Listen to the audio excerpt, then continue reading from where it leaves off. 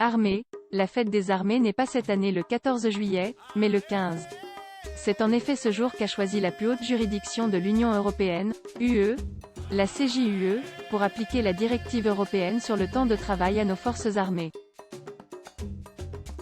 Elle considère que, sauf exception, la fonction de militaire n'est pas suffisamment spécifique pour être exonérée du droit commun en matière de temps de travail. En d'autres termes, il sera loisible aux juges nationaux d'imposer à notre armée un temps de travail hebdomadaire limité ou des périodes minimales de repos journalier et hebdomadaire.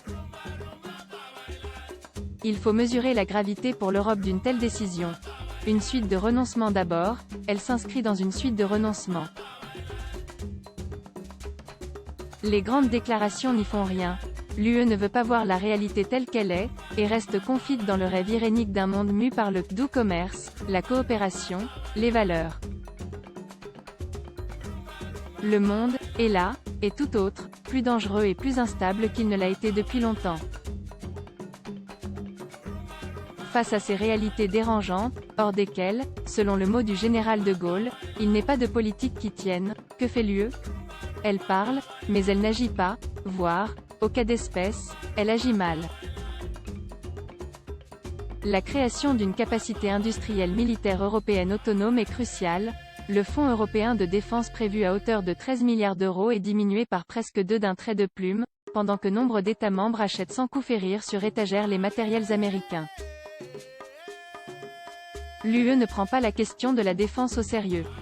La suite après cette publicité pire, elle ne craint pas de renier ses propres principes. Car au cas d'espèce, l'UE, qui s'enorgueillit d'être bâtie sur le droit, ne craint pas de le fouler aux pieds. Le traité européen, acte libre des États membres qui ont décidé de créer l'UE et qui sont seuls souverains, dispose bien en son article 4 paragraphe 2 que « la sécurité nationale reste de la seule responsabilité de chaque État membre ». Par quelle aberration les juges de Luxembourg se croient-ils autorisés à faire le contraire de ce que les États ont décidé? Y a-t-il plus mauvais moment pour l'UE à s'abandonner au « gouvernement des juges », alors même qu'un État membre, et pas le moindre, a décidé de reprendre sa liberté? Quand donc l'UE comprendra-t-elle qu'elle n'est qu'un outil entre les mains des peuples européens? Renier ses propres principes. En définitive, cette décision est plus grave encore pour la France. Elle vient fragiliser l'organisation de nos forces qui assurent en permanence la sécurité des Français et des Européens. Alors qu'elles agissent bien au-delà de ce que leur contrat opérationnel prévoit, l'action de nos militaires impose continuité, disponibilité et permanence que ne sauraient troubler des contentieux administratifs à l'issue incertaine.